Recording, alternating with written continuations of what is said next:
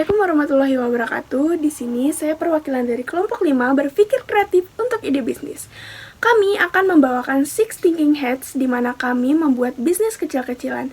Pada video sebelumnya, kami membuat vas bunga dari botol bekas.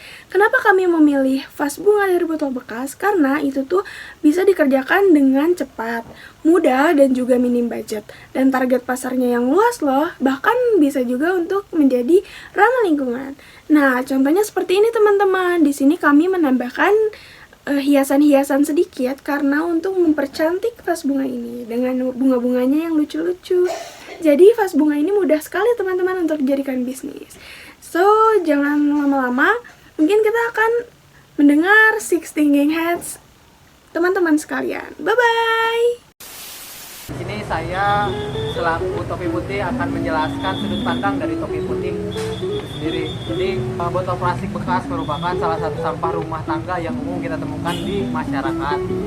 Nah, solusi dari banyaknya botol sampah ini apa sih? Yaitu kita mendaur ulang apa yang timbul di masyarakat, yaitu banyaknya sampah botol plastik.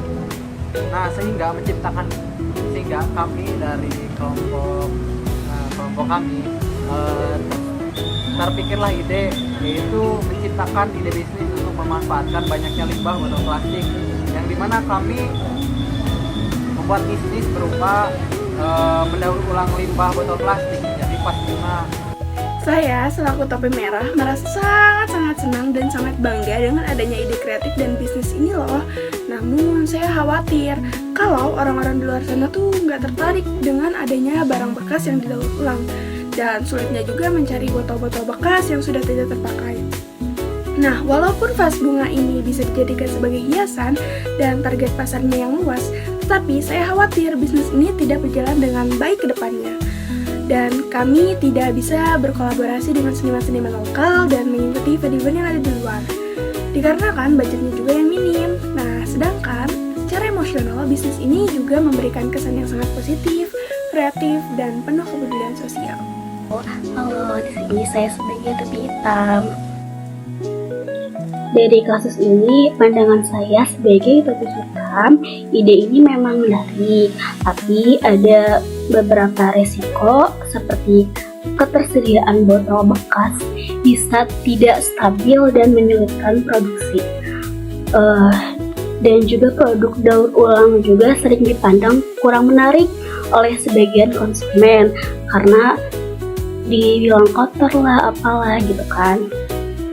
Masalah ketersediaan bahan baku atau persepsi dari konsumen, ada tantangan lain yaitu dari ketahanan produk kan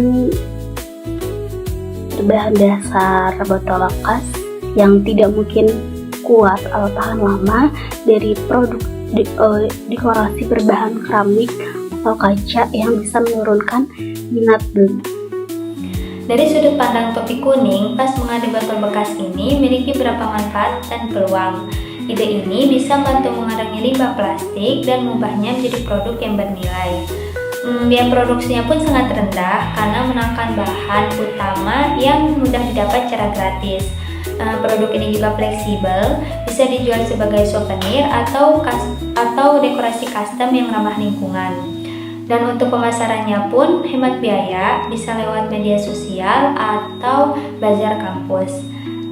Dan saya yakin dengan adanya tren hidup eco-friendly yang makin digemari ini, potensi penjualan produk ini sangat menjanjikan. Sudut pandang dari Topi Hijau sendiri untuk vas bunga dari botol plastik ini tuh sangat berpotensi dan menjadi solusi yang inovatif, terutama produknya bisa di-custom mulai dari ukuran, warna, dan juga hiasannya. Dan kita menyediakan sistem DIY di mana customer bisa membeli secara terpisah dan menghiasnya sendiri sesuai keinginannya. Dan juga kita mempromosikannya lewat sosial media dengan memposting cara pembuatan kita dan bagaimana proses yang kita lakukan.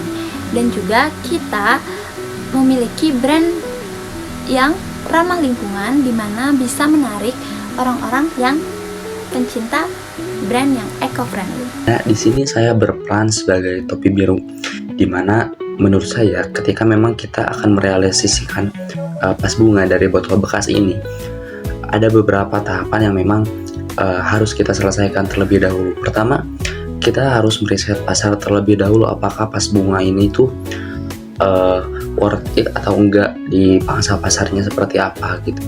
Jadi kita harus meriset pasar terlebih dahulu. Kedua, kita setelah meriset pasar, kita bisa mencari supplier dari botol bekas tersebut, di mana botol bekas tersebut akan menjadi bahan baku untuk pembuatan vas bunga tersebut. Yang ketiga, kita bisa menggunakan sampel ataupun contoh penjualan, di mana apakah vas bunga tersebut layak berada di pasar, dan apakah vas bunga tersebut memang bisa laku di pasaran. Sesudah itu, kita bisa melakukan penjualan secara berkala, di mana kita bisa melakukan penjualan secara dari skala kecil hingga skala menengah dan besar. Untuk apa? Untuk melihat apakah pasar tetap sama dengan sesuatu yang memang sudah kita riset sebelumnya. Jadi sebelum kita menjual ataupun memasarkan pas bunga tersebut, ada beberapa tahapan yang memang harus kita selesaikan terlebih dahulu, seperti dari riset. Setelah riset, kita bisa menggunakan sampel juga. Setelah menggunakan sampel juga, kita bisa menggunakan penjualan secara bertahap ataupun berkala gitu. Jadi tidak bisa kita langsung menjual secara besar dengan tidak meriset pasar terlebih dahulu. Baik, cukup sekian presentasi dari kami. Thanks for watching. Bye-bye.